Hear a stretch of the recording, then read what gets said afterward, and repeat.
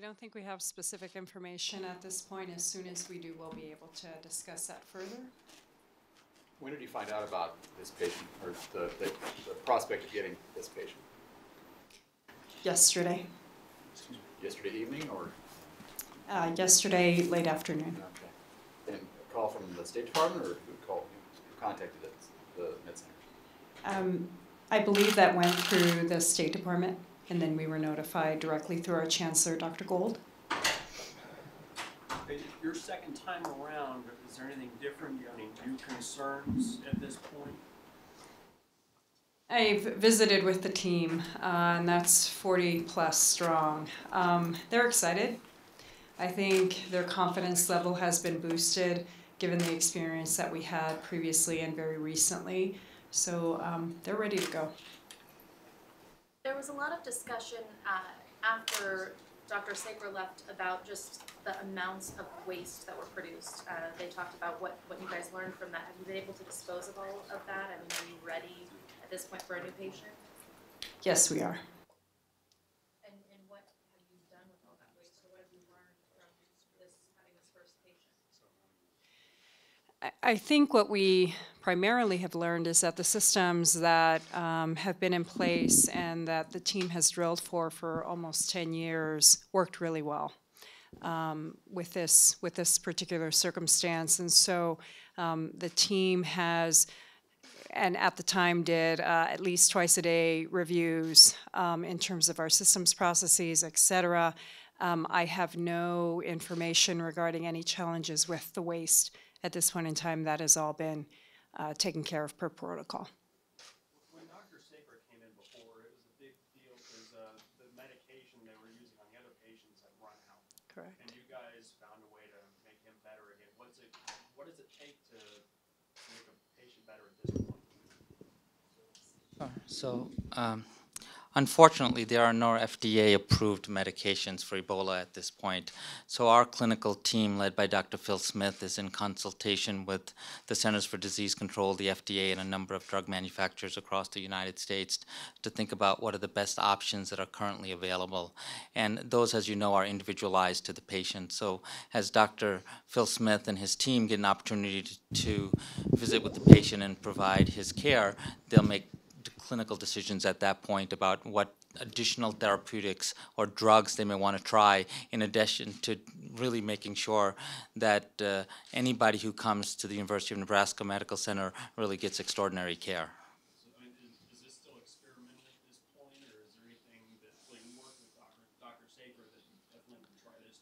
So anything that you can name at this point is all experimental. None of it's FDA approved, and all it is a series of anecdotes that we think we used this drug and the patient lived or didn't live, but there are no good trials out there, and we're looking forward to additional work being undertaken, hopefully soon, in Western Africa and elsewhere. They'll give us better choices and options for these individuals.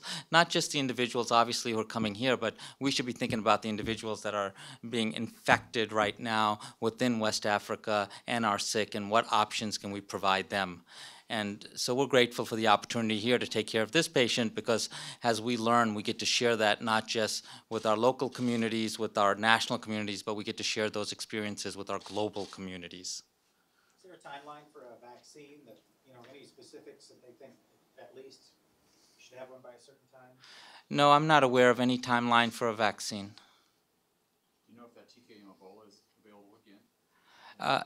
That and a number of other drugs are available, but any specific decision about experimental therapeutics will be made in consultation by the medical team. Is there any samples of Dr. Saker's blood that now has those antibodies that, when we talked about Dr. Brantley's blood being used to treat him with those convalescent serums that's available? So that's really an excellent question, and that's a question that will be taken up by the clinical team to make a decision if they want to use sort of immunotherapy on any additional patients. Do we have does the Med Center have any of those blood samples, though, here from either Dr. Brantley or Dr. Saker? So the Med Center obviously has took samples from these patients, but for immunotherapy, it's a sort of a different process. Can you elaborate a little bit when you say it's a different process? Like, would they have to be flown back I think those decisions would be made by the clinical team when they sort of get a patient, and then the logistics would be worked out at that point. It's hard to give you specifics because it really depends on the patient and what the clinical team decides. I think really the bigger issue to invite you here today is about transparency. And we want to assure that the medical center and the university are being completely transparent with the community here, not just here in Omaha in the state, but nationally about what's going on and what procedures are in place that Dr. Morris has started to talk about and can elaborate on to make sure that we're protecting our patients, protecting our employees, and ensuring the safety of our community. And so I think that's really an important point. The other point that I wanted to make was this is really a good reminder, again, that global problems can quickly become local problems. And why, yes, we're glad to have you here to talk about the great work here at the university to provide patient care, but there's thousands of patients right now that have been infected within Western Africa, and we really need to make sure that public health works for them and the global response works for them so that we don't continue to see additional cases showing up either in emergency rooms here or being sent to us specifically for medical care. Can you share a little more? I mean, so you guys have had an Ebola patient here. Can you share a little more about what you learned from the last go around? Dr. Morris. You're going to improve this time? I think a couple of things. One is to your earlier question, I think truly focusing on symptom management is key with these patients, monitoring daily lab work, fluid resuscitation, those types of things was key, I think, in the treatment of this patient previously, and I think we're learning is key in the treatment of patients with this virus. I think the second thing are the infection control practices. The protective eyewear, the gowning, how we enter and exit rooms, those safety measures to ensure that there is no risk of transmission was critical. And I think those are the things that we ensured were securely in place and that there wasn't any room for error while we were caring for Dr. Sacra, and that we continue those processes. And as Dr. Khan mentioned earlier, that's been a lot of the question that others have asked of us, focused on those two areas. One patient in Texas is being treated, it sounds like just in a separate area of a hospital. It's not a biocontainment unit. So, people see this unit and it seems like it'd be easier to treat in here, but it sounds like hospitals are equipped to deal with this if they do get somebody to come in to an ER and present with those conditions. I think if there's the option based on the patient's condition, they are well served being treated in a facility that has drilled and trained to assure meticulous infection control processes and combine that with providing extraordinary care to a patient. So they have thought through the case management issues, and they've drilled and thought through those, such as a facility here at the University of Nebraska Medical Center. That is obviously not always an option, but if it is an option, and I think the experience that we've seen, not just with this disease here in the United States, but other emerging infectious diseases that are transmitted from person to person, you really need to have that combination of meticulous infection control to prevent additional cases, and then try to provide the best possible case management because you want a good outcome for that person who's also happens to be in your hospital. What is being done in the next couple of days, whether it's inside the Biocontainment Unit or going over with this team to prepare for this new patient that's going to be coming? Great question. So we are mobilizing what we call our incident command structure, and that the primary focus of that are lines of communication, both internally and externally, so that we can be best prepared when we receive more information regarding this individual's arrival. Secondarily, on a daily basis and following Dr. Sacra's departure, the team continues to meet and again, re-reviewing protocols, procedures, ensuring that everything is secure and in place. We remain prepared after Dr. Sacra's departure in anticipation of being reactivated. So we have done that literally every day since, and so today it was a matter of just, once again, making sure that all the T's are crossed and all the I's are dotted. So this weekend is really continuing that process, making sure that we are prepared and helping to oversee the transport process.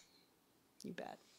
I apologize if you've addressed this already. Can you say what kind of, do you have some idea of what kind of condition this patient is coming in? We cannot at this time. Have you spoken to the patient's family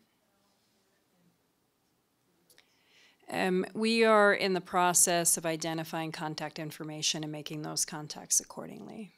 You bet. Do they give you any indication when they call of why this facility was chosen for this patient? So there's a number of biocontainment facilities in the United States.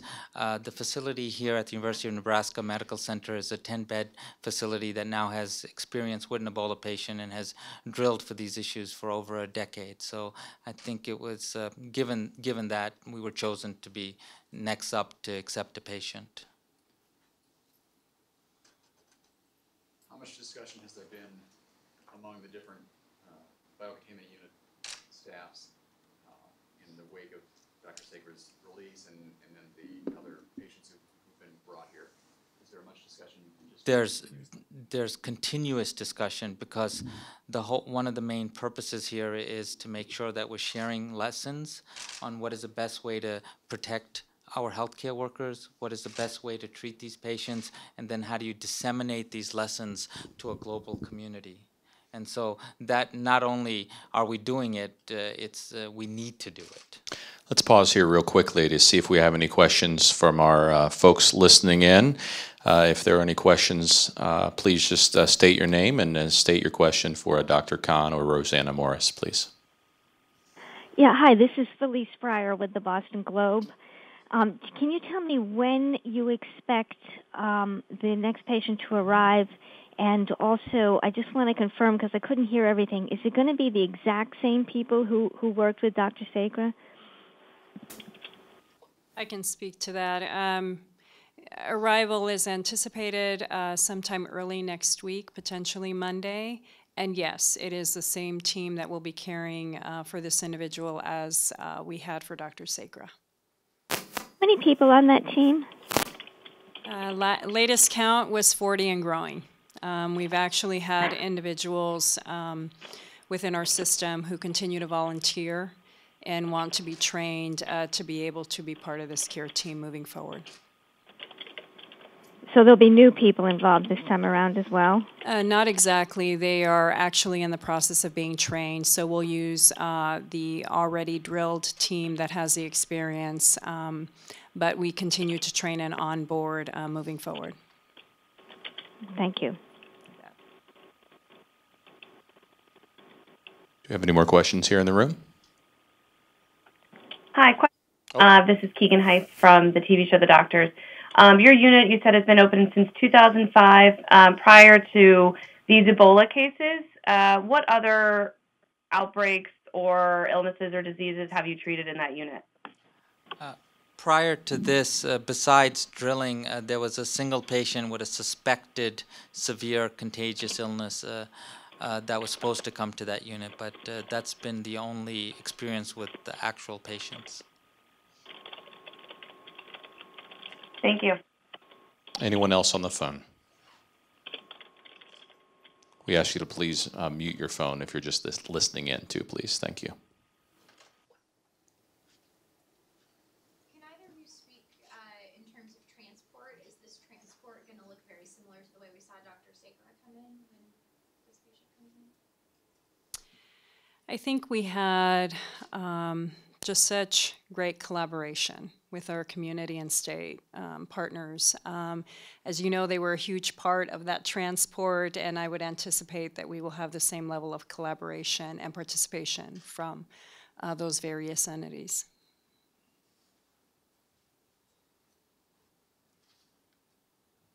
Anything else? Okay, folks, thanks for coming out. Thank you. As in the past, I'll be the contact for any inquiries regarding the Ebola patient or any requests you have for interviews. So thanks for coming, and I'm sure we'll be seeing more of each other in the coming weeks.